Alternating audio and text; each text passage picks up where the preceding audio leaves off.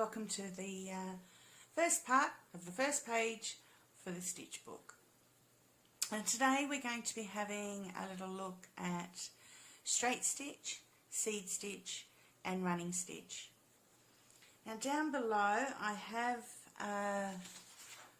given you a download sheet which you can print out and trace onto your material. Now if you're not sure what materials I'm using or what threads I'm using, have a little look at our introduction video and that'll show you how we've set up. I will just talk a little bit about the threads though. I'm using 2-ply merino wool thread.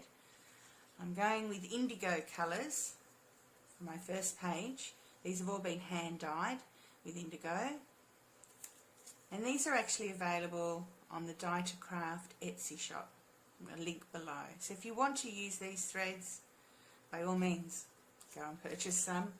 But if not, as I discussed in the introduction video, you can always use a DMC 5 pearl. I want something a little bit thick. I've designed this around something a little bit thicker for people who are just starting out. Okay, so I've transferred the page, download page, already onto my fabric. Now I've used a light box to transfer this, but if you don't have a light box, just hold your paper up on the window with your fabric over the top and draw it out. Now as you can see, look, drawing a straight line I think would have to be the hardest thing in the world to do, and even with a page underneath I still wasn't able to, but don't worry about that, it'll all sort itself out in the wash.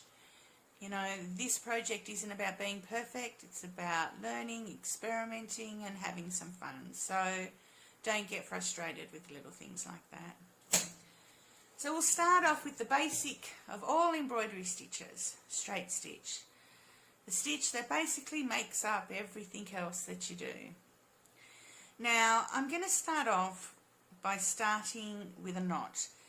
Now when you actually start getting further along your embroidery journey, there is a more professional way of starting your embroidery, which I will show you in another video.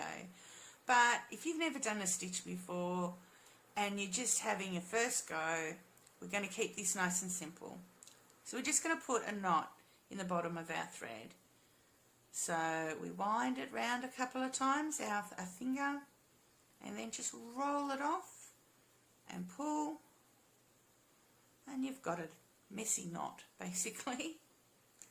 These aren't the most secure knots, so like I said, will be showing you later on a better way of starting your project, but this is just a good way to start if you've never done anything before. So I've actually drawn our stitches out on the page for us, so there's no guesswork about what size stitches we're doing or where we're going. So we're just going to start off by coming up at the top of the stitch. Before I start, the other thing is, I had mentioned in the introduction, but I'll mention it again now. I've just used a fine point pen, this pen here, to mark these onto linen fabric. Now, this isn't normally what most embroiderers do. They'll normally use a water-soluble pen that washes out after you've used it. But I know with this wool that the wool will cover the pen mark. This is a 0.4mm pen mark, so I've just gone with this rather than, again, fussing around with expensive embroidery tools. If you're using finer thread, you may want to get a water-soluble ink. So we're going up, we're going down at the bottom of the stitch, and we have just created our first straight stitch. Again, up and down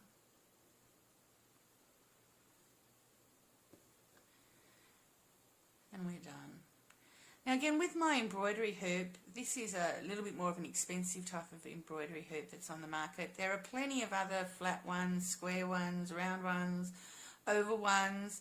Whatever you can get your hands on, that's fine. I use this because it means that I have two hands free because it's got the stand, but whatever you can get that's cheap while you're starting out, that's the best thing to get. And this is just a 14 centimetre diameter circle, so nothing too big, and it's enough to sort of fit in what we need to do week by week. So again, up and down.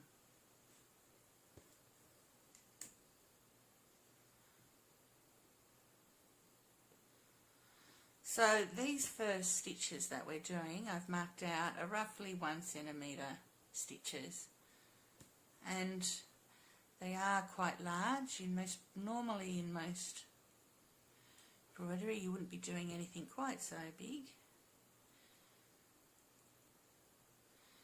and anything too much bigger than this normally would need some sort of couching, which is another video for another day. But it's a great way to learn.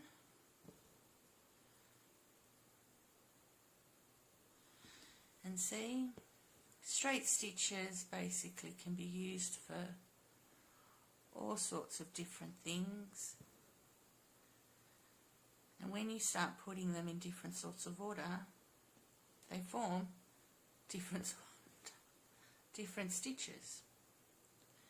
So I'm just going to go up here now, and I'm going to start at the bottom with these ones so I don't waste too much thread behind.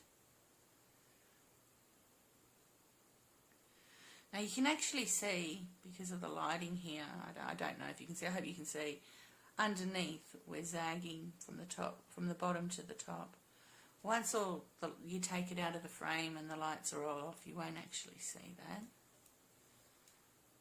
I hope.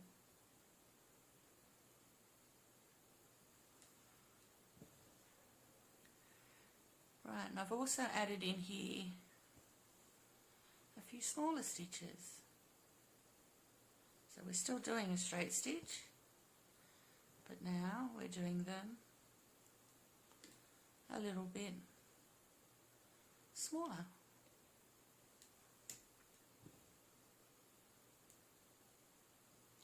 This is most probably more the sort of size that you would normally do a straight stitch, though really it just depends what you're using them for. I mean, I could see this as a pretty little white picket fence in front of a house. In that instance, you most probably would do them quite a bit bigger.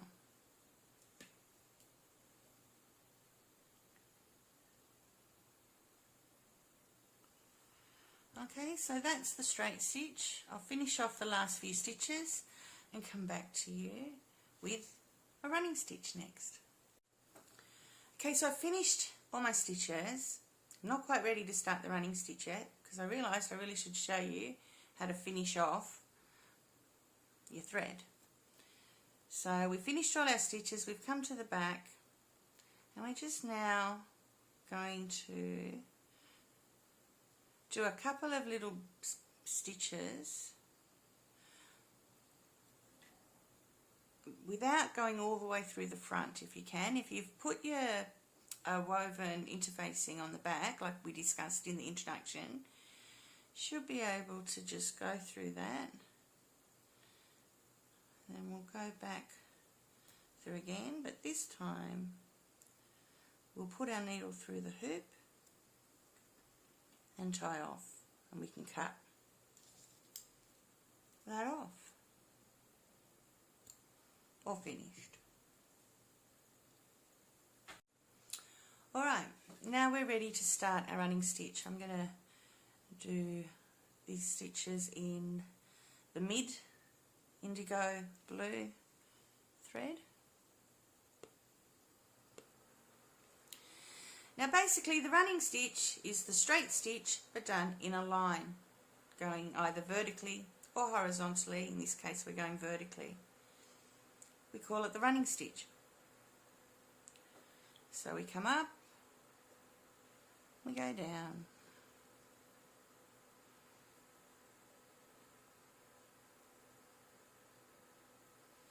come up, and we go down.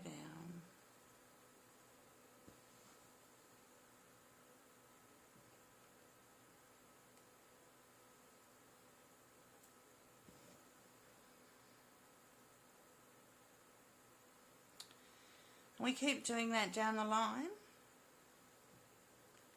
and we have a running stitch.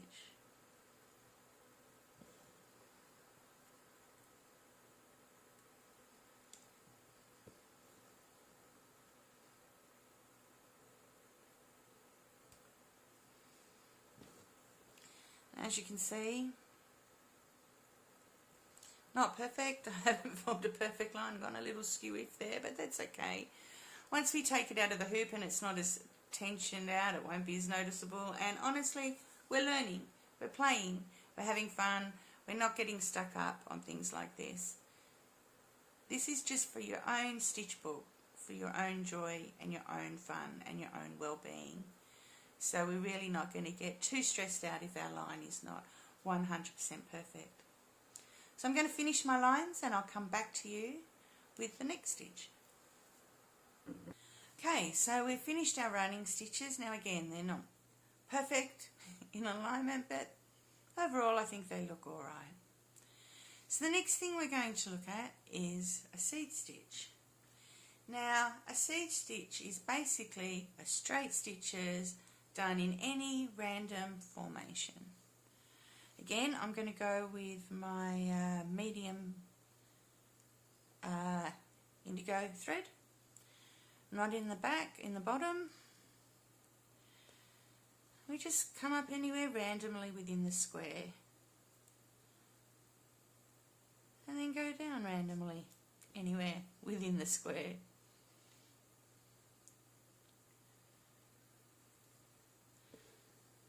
There's no right or wrong with seed stitch. It really is about just placing bits of stitches randomly in any formation. I suppose it's called seed stitch because if you threw a packet of seeds on the floor and they all landed randomly, this is basically what it would look like. And this is a great little filling stitch.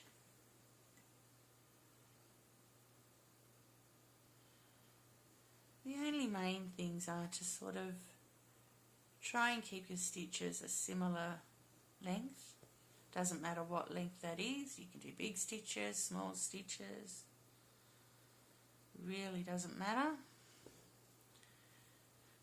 And try and keep them random, which I think is actually the hardest bit of this stitch. I think our brains like to put order into things.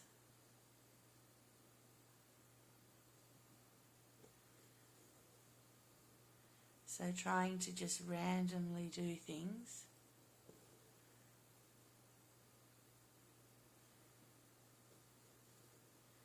doesn't always necessarily like. Look, I've got two stitches doing the exact same direction next to each other.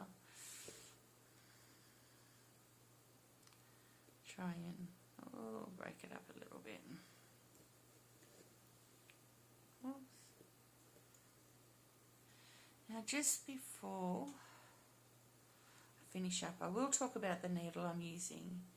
Now I am using a very big, thick wool needle.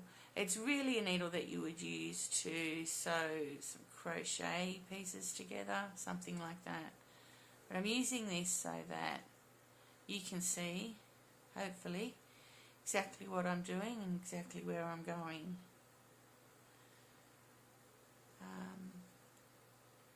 I would normally use a thinner needle. So you always want to look for a needle that is thick enough, obviously, for your thread to go through here.